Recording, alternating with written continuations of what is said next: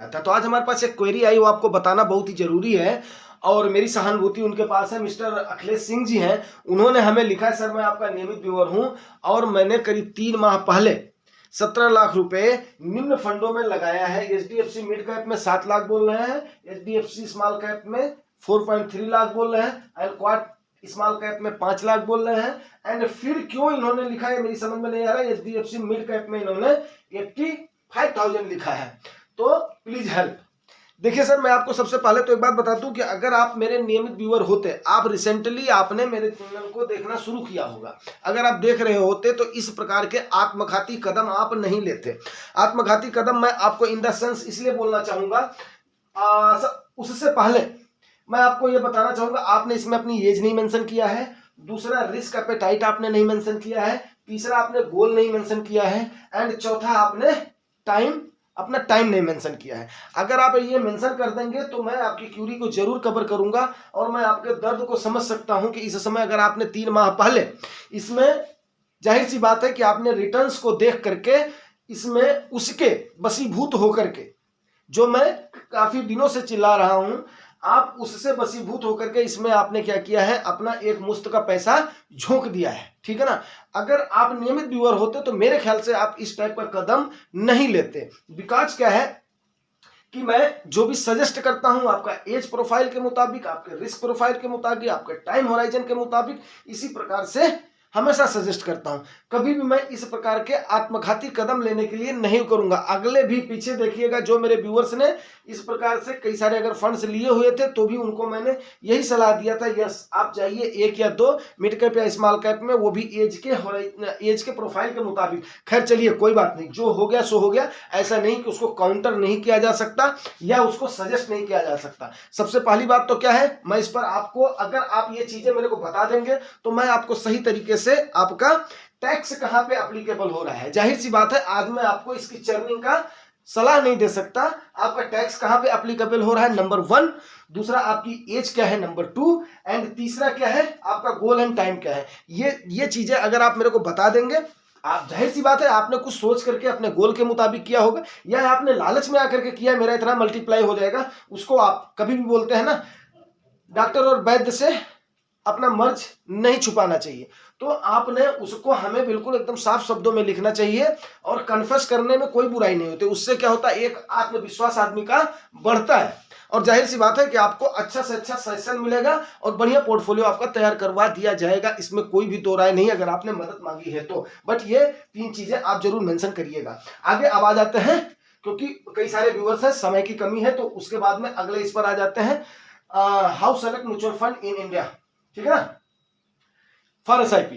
देखो दोस्तों, इसीलिए अब इस पर बनाना ये जरूरी होगा। ये क्वेरी आई है तो कई सारे लोगों को ये जानना बहुत ही जरूरी है कि भाई हम फंड को सेलेक्ट कैसे करें, क्योंकि सिलेक्शन में, फंड के सिलेक्शन में सबसे बड़ी गलती हो जाती है। तो सबसे पहला जो स्टेप आप लें वो आप सबसे पहले देखिए कि मेरी एज क्या है। सबसे पहली चीज आप ये देखिए मार्केट में आने के समय, क्योंकि आपका पैसा चाहे म्यूचुअल फंड से लगाएं, चाहे आप शेयर से लगाएं, चाहे ऐसी भी लगाएं, आप ये मान करके चलिए कि आपका पैसा कहाँ लग रहा है, मार्केट में लग रहा है, जो कि एक रिस्की सौदा है, इसमें कोई भी संदेह नहीं है। आज जहां पर मार्केट दिख रही है, इससे कुछ प्रोबेबिलिटी है कि ऊपर जाएगी, एकदम से हवा के जैसे, रॉकेट के जैसे ऊपर नहीं जाएगी। ये हमेशा मार्केट कैसे चढ़ती है आप जानते हैं, बिल्कुल सीढ़ी के जैसे चढ़ती है, जिग जैग। अल्टीमेटली जब आप एक स्ट्रेट लाइन खींचेंगे तभी जाकर के जाएगी। तो आज जो हाई है वो कल की डेट में लो में भी जाएगा, फिर उसके बाद में थोड़ा चढ़ेगा, फिर ऊपर चढ़ेगा, फिर ऊपर चढ़ेगा, फिर ऊपर चढ़ेगा। और दूसरी चीज आपको एक बात बताऊं, मार्केट की खासियत है, जब फॉल करेगी ना तो ये सीधा डायरेक्टली पैराशूट के जैसे फॉल करती है। जितने भी परसेंट पर फॉल करे, चाहे 10%, 20%, 30%, 40%, जितनी भी फॉल करे, ये वहां पर जाती है। तो इस चीज का आप ध्यान रखेंगे, अपनी एज का सबसे पहले ध्यान रखेंगे। दूसरा चीज, आपके पास टाइम कितना है, आपका टाइम कितना है वो आप पक्का रखेंगे कि मेरे पास इतना टाइम है, तो उस टाइम के अनुसार ही फंड को आप सेलेक्ट करेंगे। वो भी आपको बताता हूं मैं, किस कैटेगरी के लिए कितना टाइम का होराइजन चाहिए और कितना मिनिमम इक्विटी के लिए आपको चाहिए, वो भी आपको बताता हूं। एंड गोल, आपका गोल मींस क्या है, जैसे आपका गोल कितने समय पर हो रहा है, 3 साल पे, 5 साल पे, 10 साल पे, 15 साल पे, या आफ्टर रिटायरमेंट उससे ही अबव है, 20 साल एंड ये अबव है, तब जाकर के आप अपना फंड सही तरीके से सेलेक्ट कर पाएंगे। दूसरी चीज क्या होता है कि आप ये मान करके चलिए कि परिस्थितियां आदमी की कभी भी एक जैसी नहीं होती हैं। जीवन में हमेशा उतार चढ़ाव आता ही आता है, तो उस उतार चढ़ाव के लिए भी आपने तैयार रहना है। उसके लिए आपने सबसे पहले अपना इमरजेंसी फंड बनाना ही बनाना है, जो कि आपका मंथली सैलरी इंटू 6 महीना होना है। इंश्योरेंस जो आपका मंथली सैलरी है उसका कम से कम 20 या 100 टाइम पर लेना है। तीसरा, इंश्योरेंस लेते समय इस बात का ध्यान रखना है कि लिंक्ड प्लान कभी भी नहीं लेना है, टर्म प्लान लेना है। अगर इंश्योरेंस है तो इंश्योरेंस होना चाहिए, कमाई प्लस इंश्योरेंस के चक्कर में कभी भी नहीं पड़ना है।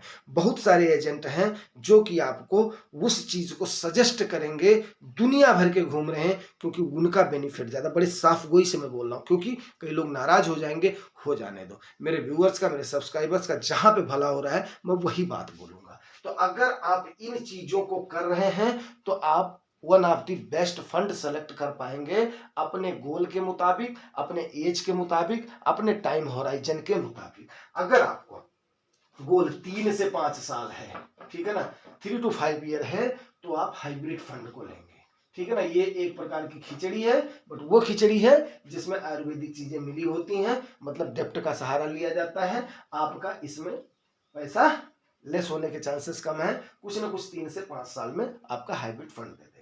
5 से 7 साल है आपका, तब जाकर के आप लार्ज, पहली बात तो मैं बोलूंगा अगर 5 साल से कम का टाइम है तो आप इक्विटी में आओ ही मत, फिर सीधे आप किस में जाओ,